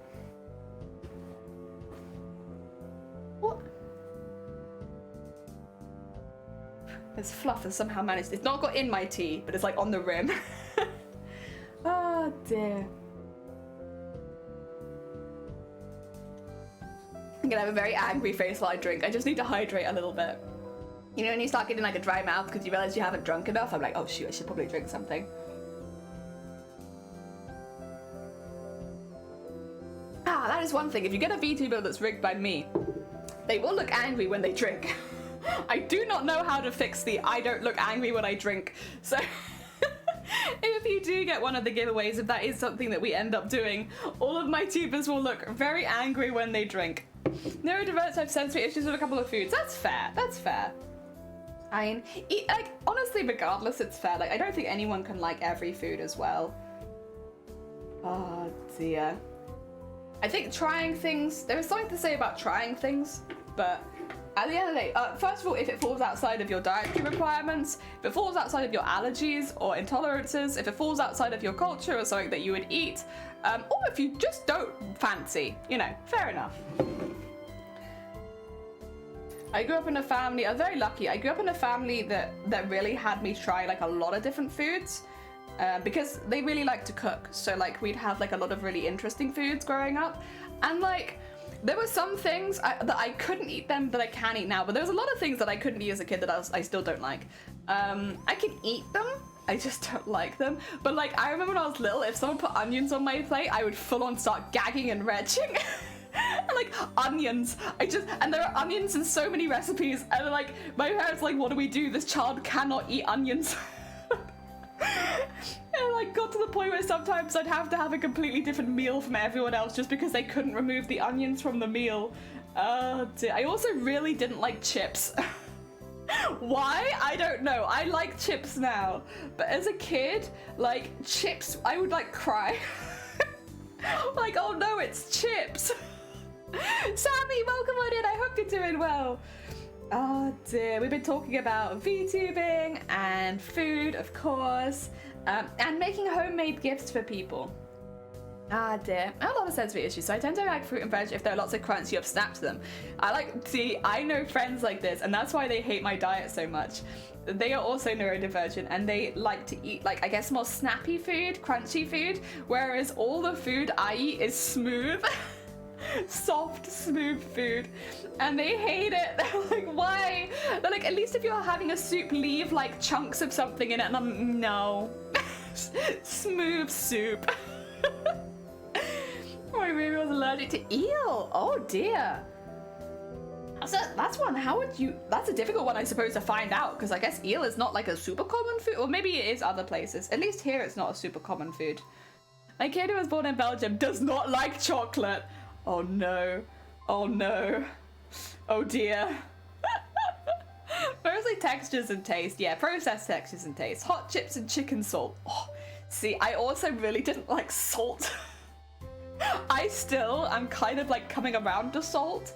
Like, the taste of salt, or like having things be salted, I used to really, really hate it as a kid. And my family would be like, what is this? What do you mean you don't like things seasoned with salt? I'm like, no, don't like salt. Keep it away from me. Like one of my favorite snacks as a kid, because I liked the like crunch of chips or like crisps, but I didn't like the salt on them. So over here, I don't know if they have these internationally, but they have like a type of crisp called Salt and Shake, and they have like a little salt packet in them, and you can just not put the salt in them. And I used to love Salt and Shake crisps without the salt. That used to be like one of my favorite snacks, and my family despaired. Like, what are you doing? Stop this. The most basic of seasoning. Oh dear. I've heard that many restaurants in Japan won't serve eel to foreigners because it's such a common allergy to have. Oh, yeah, true. Understandable. I didn't realize it was a common one. Heck, ow. Oh. 2 seconds. What the hell? How did that even happen?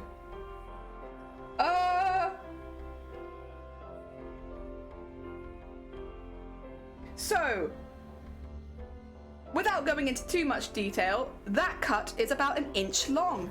I'm going to end stream. I'm so sorry. That is, woo. Let me, you know what? One of my mods dem is live. I am just gonna quickly send you all over to Deimos. I'm so sorry. Yeah, I'm gonna go sort that out. That's,